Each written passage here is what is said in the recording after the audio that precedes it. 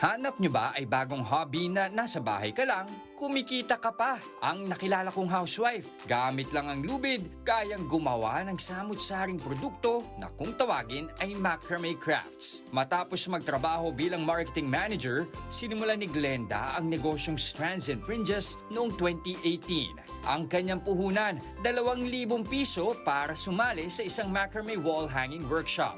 Mga fashionable bag ang kanyang unang produkto. Sa tulong ng social media, mabilis na nakilala ang mga gawa ni Glenda hanggang sa nakipag-collab na ito sa mga eco-store at fashion designer.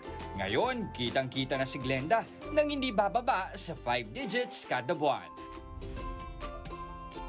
Live po natin makakasama ang owner ng Strands and Fringes na si Glenda. Good morning sa iyo, Glenda. Welcome. Good Good morning, Jess. kapatid. Good morning. Okay, una sa lahat, ano bang kakaiba sa mga macrame mo? Kasi nung pandemic na uso ang macrame, Bumalik, oo. Bumalik, Tapos mas oo. naging popular, mas Oo. nakilala. Pero ikaw, ano ang kakaiba sa Strands and Fringes?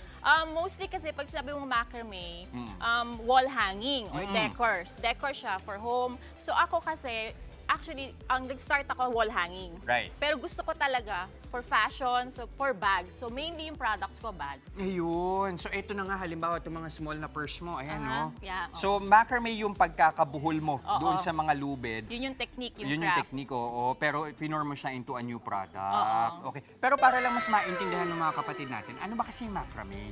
So, Anong kakaiba sa kanya? Alam natin yung ganchillo. Alam natin yung cross-stitch, di ba? So yung macrame, fiber art siya like ganchillo, knitting, pero ito talagang hands lang. Walang other wala kang tools. Mahirap. Mahirap sa simula, pero Oo. over the years na ginagawa mo siya, napapabilis, mas napapaganda kasi yun na-enjoy mo. Oo. Okay, bago natin isa-isayin yung mga produkto mo, ang interesado ko sa kwento mo, dati kang empleyado, Glenda. Oo. Meron kang parang stable na trabaho. Pero naisipan mong magnegosyo nito at eto, natuto ka lang dahil sa workshop ng puhunan mo, 2,000 piso. Tama, Bakit Jess. mo naisipang mag-risk? Kasi di ba kadalasan sinasabi sa atin kapag magnenegosyo, ang gawin mo, yung alam mo talaga, yung expert ka. Pero ito, kinailangan mong aralin. Oo, pero mahilig na talaga ako sa Okay. crafts. Mahilig ako mag-DIY, mga ganyan. Tapos nung nag-resign ako sa trabaho, tapos kailangan ko na mag-stay at home. So nag-isip ako kung paano pa akong magkakaroon ng sarili kong income. Income, oo. So, tapos, naghahanap ako online, ano bang pwedeng pag-aralan. So, may mga crochet, may knitting, tapos nakita ko, ano kaya yung macrame? Oo. So, na-curious ako, tapos nag-research na ako. So, naghanap na ako ng workshop. Ayun. Ibig sabihin, ang pinuhunan mo lang talaga, 2,000 piso. Technically, 2,000. 1,000 piso. Oo. Pero after nun, magkano pa yung kinailangan mong ilabas para makabili ka ng mga materials Yung mo? lubid. Oo nga. So, kailangan bumili ng rope, yung cords. Mga magkano inabot So, mo? sa isang bag ko dati, pwede, Go, sige, game. Oo. Halimbawa, yan. Halimbawa, Pakita natin yung ito. bag mo. Oo, ayan. ganito kasi yung una kong bag na Ayun. ginawa. Pero ang ganda, unang bag mo to, yung Oo, ganyan style. Ganito. Oh. Ito yung unang bag na ginawa ko. Oo. So, gawa siya sa cords na cotton. Mhm. So, mabibili to bulto-bulto sa Divisoria. Divisoria.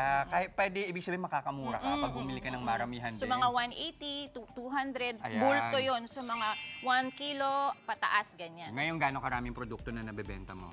Marami. Iba-iba kasi may bags, meron pa akong mga decorative items. Yes. May, pwede rin ako ng mga Damit? clothing, Pwede. accents. Okay. Meron akong kapatid dito, nakita ko, kumuha na ng bag. Ayan na. Bagay sa'yo, ma'am. Ayan na siya, Pinalata ko si na, Maui. Jess. Oh. Ano ko? Ano masasabi mo dun sa You bag? like it? Pakita Alam natin mo, yung bag na suot sobrang mo. Ayan, ganda ha. Okay, una sa lahat, ang ganda po nung kanyang quality. Makapal siya. Ay, yung alam mo, hindi siya masisira agad or mabubutas. Tapos actually, bagay siya sa outfit ko for today. Tapos ito, Jess, itong particular style na to, pwede mo rin siyang i-body bag. Ayun. Lalo na kasi syempre, lalo na pag yung mga nagko-commute, di ba? Tama. Gusto mo safe yung bag mo. And it's the perfect length. Magkano Para sa yung gamit-gamit ni Maui na yan? So, yung price ranges ng bags, depende kasi customizable. So, kung gusto mo siyang palakihin, gusto mo siyang paliitin, the same design, eto, mga ganyan, mga nasa 2 to 2.5 ganyan. Uy, pwede na. Oo. Oo, Miss Glenda, question, pwede siyang labhan? Pwede, oo, pwede siyang labhan, pero Okay. hindi siya pwedeng machine. Oh, so, Hand wash hand wash dapat. lang. Actually, Babad lang. ibababad mo Babad. lang siya, Okay. tapos press, ganyan. Tapos patuyuin mo lang. patuyuin mo, hindi pwede sa arawan. Hindi pwede sa hindi pwede arawan. sa- Dapat ano sa mangyayari? Air indoor dry, lang. air Ano dry. mangyari pag Baka nilagay? kumupas. ganyan. Okay. Para ma-preserve yung color niya. Ang ganda naman Oy, ito. magandang advice yun. Pero eto, dahil panahon na ng Pasko, eto na, gumagawa na rin si Glenda ng mga Christmas decor. Pakita nga natin, Glenda. Oh. So, meron akong, sige. panalo. Ayan. Ito, set ito.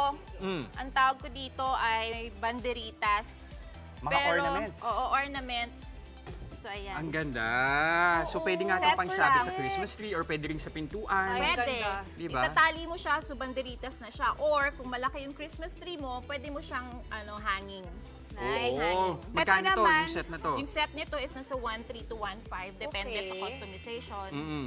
Ang ganda naman ito, just Ito bring din. it to the Oo. angel. Ano to, pwede itong topper, Miss Glenda, at pwede rin pong table. Tama. Pwede siyang Okay. topper ng Christmas, Christmas tree, tree. malaking Christmas tree, Ano? or Ganda, desktop, oh.